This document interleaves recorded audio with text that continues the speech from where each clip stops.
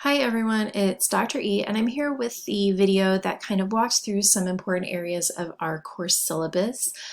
This is not going to be me just reading all the pages and all the policies and all of that information to you, but it is me kind of touching on different areas that I think are really helpful, and also just to give you kind of a visual of what to expect with the course syllabus, because it is a tool that is for you. Oftentimes I feel like as a student, I wasn't completely clear on, what the purpose of the syllabus was other than, having my schedule, like what beyond that do I need to know? I didn't necessarily see it as the tool that it really is.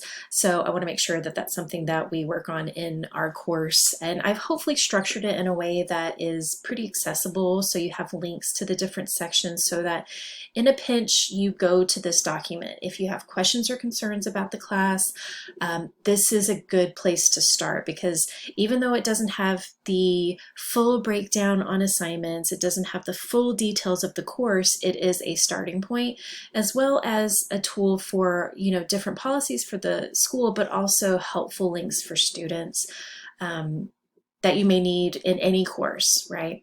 So we have to include our information, even though you're probably already familiar with it. So I go by Dr. E, and here is my email address. And I put email via D2L, and that's typically, from previous semesters, it was because D2L had a specific function, and that was just easier for students to use because it bypassed any chance of going through our really crazy kind of firewall with the Lone Star College system. But now the D2L, there's the Microsoft 365 widget. So just always go to D2L because it keeps you familiar with our course. You can look and see if there are any announcements or anything that you may have forgotten about in our course, but then it's also the hub where you can communicate with me if you need to.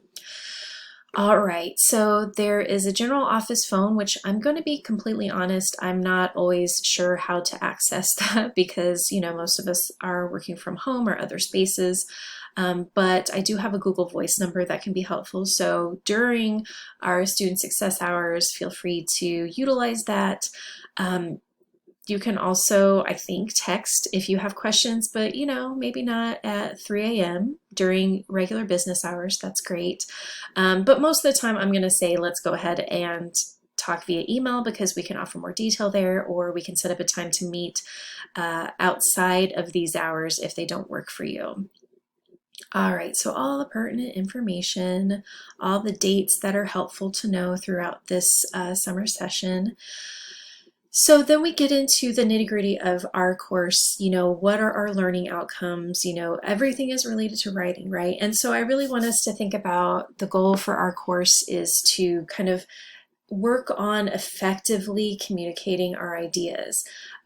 In a time filled with AI and ChatGPT and those kinds of things, it's really important that we consider that the process for writing is, if not as important, then more important than the final product. So I know that it can be tempting to think about using ChatGPT and things of that nature to write everything. I think it can be a really helpful tool to utilize when it comes to, finalizing or revising or even just starting ideas. But I also think that what's important in our course is, making sure we're communicating our own ideas. Yes, writing our own work, doing our own assignments is important because of academic integrity and honesty and whatnot. But part of writing in a class and writing in academia is working through our ideas and critically thinking about our ideas. And so our goal is to really focus on that, not necessarily on the product, right? Not necessarily on the final item we submit. You'll find in our course that there are opportunities to revise and edit. So that should always be something that we're working on with any writing for not only school, but outside of school. Taking that time to revise and edit, it's really important. So all of that falls within, the description and the outcomes that we're working towards in the course. All right, so just some good information about, the requirements for technology and things that are helpful there.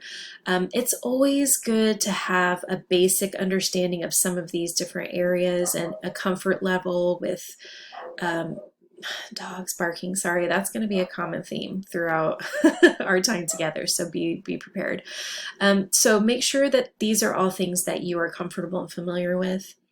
Here is, you'll always have, when you have this document and you download it somewhere, you keep it in a cloud, where you save documents, you always have links that are helpful to D2L, My Lone Star, etc. Make sure that you've done the student orientation, which you've been emailed about.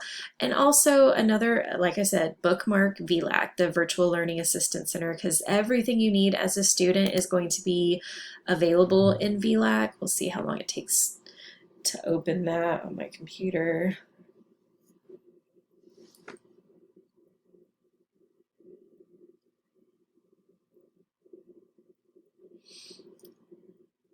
Oh, goodness. So you'll see, I mean, everything you need as a student is going to be housed here, right? Everything that you might need. Okay. So for course materials, we do have a text that's required. It is Andrea Lunsford is the main editor for Everyone's an Author. It's a really great book. I've used it in previous editions, and I just really think it is structured in a way. I feel like Lunsford and the other editors have set it up in a way that's so approachable and so useful. And the online version of it is really great. It's just worth it, right? So a lot of times with course materials and texts, it's like, is it worth buying? Yes, you have to have it. It's a required text. There are, lots of quizzes and information, lots of reading that we'll do from it. So it's not a book that you'll buy and will only read one chapter from, but I think it also is just a helpful guide when it comes to thinking about our writing and how to improve any of our skills, to have strategies. So I hope that you'll find it's worth it. Here is a breakdown of our grades. So you can see that we're running on a points basis and how things are broken down. If you're more visual, I've tried to include that here as well. And then here, everything that is identified and categorized up here, you'll find a short description down here. So we do have discussions and participation, and that is in the form of posts, quizzes, mind maps, those kinds of things that are, more like weekly assignments. And then we are into our major assignments, which are the food journals. So you can read a little bit about that here, and you'll have a whole video and handout for that, as well as the multimedia project. So this is just a brief glimpse. You'll have much more information in detail in the future, so don't worry too much about that. This is just a little taste. Okay, this is how grades are broken down.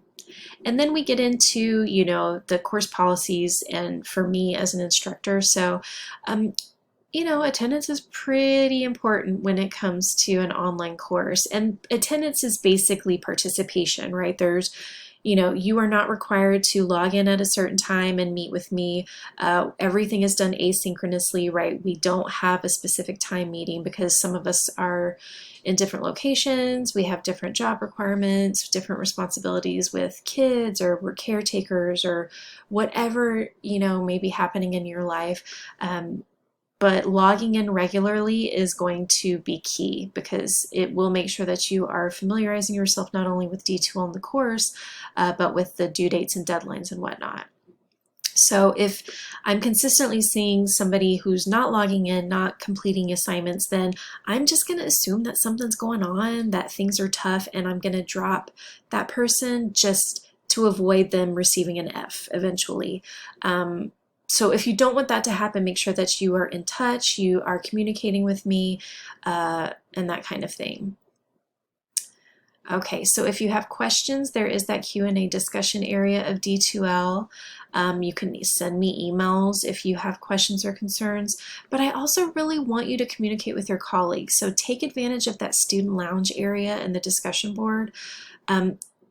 It's meant for you, right? I'm not going to be there. I'm not going to look at anything. So make sure that you see that as a space for you. So late work, I just generally say don't accept late work, but I have a grace period that I always offer, and that's a 48-hour grace period. So if something is due On Sunday, which that's one of our due dates, we have Thursdays and Sundays. If something's due on Sunday, you do have 48 hours from the due date and time, which is 11:59 p.m., to submit that work. And that's something I don't want it to be in your mind. You're now going, oh, well, Tuesdays are our due dates. No, Sunday. Get everything done by Sunday and only take advantage of that grace period if you absolutely need to, because you don't want it to be a habit, especially if, oh, the 48 hours have nearly passed and then you have a power outage or you have some sort of technology issue. Don't push it every time, right? Make sure that you are only using that when you really need it. And that also helps me with grading. It takes a long time to grade assignments when it comes to a writing course. So the sooner you have it submitted, hopefully the sooner I can get it back to you. All right, I do want to note that in a course like ours, we just have to start from a place of respect, because I can't see you, you can't see me, we can't see one another. So we have to know that when we are discussing things, I'm using air quotes even though you can't see me, discussing things in the course, we are not getting a good sense of tone, we're not making eye contact. I can't hear your voice, you can't hear one another. So it can be easy to misconstrue that information and perhaps, take offense or take things the wrong way. And so if we come and start from a place of absolute support, I think the respect is there if we support one another, right? So please take absolute care in composing your interactions with one another, your responses. We are a diverse community, and we have to respect one another, right? If you identify, a post, or you see another student saying something or typing, writing, anything that you feel is questionable and goes against anything I've outlined here, please reach out to me and let me know, and I'll handle it, because this is meant to be a space where we can be ourselves. And if that's not happening, that's on me and I need to take care of it. Okay, so just make sure you keep that in mind. So with plagiarism and AI, again, I'm not saying don't use AI, because I know some of us are using it for, working through our ideas or brainstorming or even revising and editing. Just make sure that the ideas are yours, that you're doing a bulk of the writing. Turnitin is what is used, that's how our documents are uploaded there. So just make sure that you are being as responsible as possible as a student. And let me know if you have questions or concerns. There's a whole section on support services, so you can take some time looking through there, because we do have awesome librarians, we have advisors and counselors, and those are definitely different, right? We have disability services and testing, so everything that you would need as a student, including tutors. We have a wonderful tutor in our course this semester, or the summer session, and you'll be able to see his contact information when you log in. And then all of our policies. So you can take some time to look through that and familiarize yourself. Again, I'm not going to read every single thing. I've just tried to hit on the important areas. So if you have any questions or concerns, or if you see anything that needs to be updated or edited or revised, then help me, be my proofreaders. I would appreciate it. All right, good luck. Let me know what you need.